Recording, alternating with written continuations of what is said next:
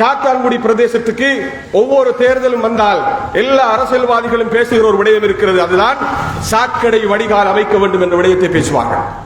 நாங்கள் என்ன செய்தோம் தெரியுமா? சாக்கடை வடிகால் என்பது அவசியம் அல்லது அந்த விடயம் ஒவ்வொரு அரசியல்வாதிகளுக்கும் தேர்தல் வந்தால் தான் ஞாபகம் வருகிறது. ஆனால் எங்களுக்கு, நாங்கள் பல்கலைக்கழக மாணவர்களாக இருந்தபோது இந்த ஊருக்கு இப்படி ஒரு பிரச்சனை வரும் என்பதை தீர்க்க தரிசனத்தோடு முன் யோசனையோடு நாங்கள் அப்போது பார்த்தோம். எப்போது?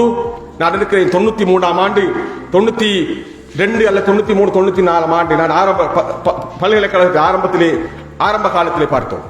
ஒரு ஆய்வினை செய்தோம். ஏனென்றால் இப்போது இருப்பதை விடவும் அப்போது கட்டப்பட்ட நமது மலசல கூடங்கள் காரணமாக இப்போது இருப்பதை விட பல மடங்கு சன நெருக்கடி குறைவாக இருந்தாலும் இந்த பிரதேசத்திலே, காத்தான்குடிக்கு மேற்கு பக்கமாக உள்ள இந்த பிரதேசத்திலே நெருக்கடி அதிகமாக இருந்தது. நமது இறைவன் தந்த நிலக்கீழ் நீர் என்பது, குடிநீர் என்பது நமது அருட்கொடை. அதை நாம் பாதுகாக்க வேண்டும். இது கெட்டு போகக்கூடாது.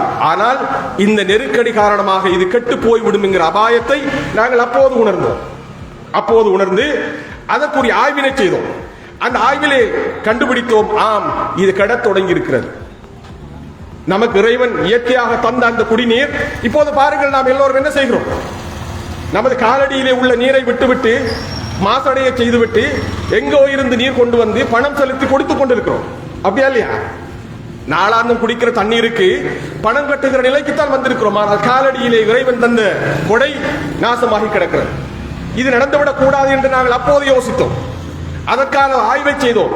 அந்த ஆய்விலே அந்த அபாயம் முழங்கியது. அதற்கான பொறியியல் ரீதியான, தொழில்நுட்ப ரீதியான தீர்வுகளை திட்டமிட்டோம். பேராதனை பல்கலைக்கழகத்தில் ஈடுபடுத்தினோம்.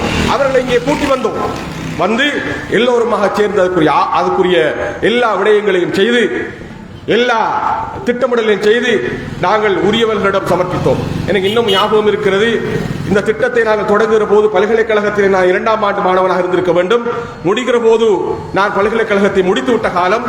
நான் கொழும்புக்கு அடிக்கடி வேலை தேடி இந்த இன்டர்வியூகளுக்காக, நேர்முக பரீட்சைக்காக செல்லுகிற நேரத்தில் கொழும்புக்கு போகிற போது ஒரு நாள் அந்த அறிக்கையை கொண்டு போய் அப்போது பிரதி அமைச்சராக இருந்த இந்த மண்ணை சேர்ந்த அந்த அரசியல் பிரமுகரின் காலடிக்கு தேடிச் சென்று அந்த அறிக்கையை கொடுத்து விட்டு வந்தோம்.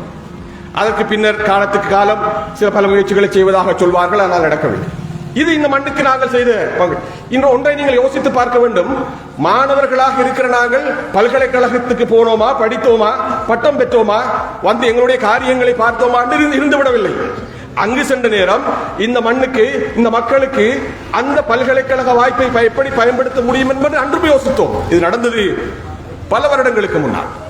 இன்று உங்கள் முன்னால் இன்று மேடையில் பேசுவதற்காக, இந்த மைக்கிலே பேசுவதற்காக செய்யப்பட்ட வேலைகள் அல்ல. அதனால் ஆரம்பத்திலே சொன்னேன், சமூக வேலைகள் என்பதை அரசியலுக்காக செய்யவில்லை, அரசியலை சமூக வேலையாக செய்கிறோம் என்று ஆரம்பத்திலே சொன்னேன்.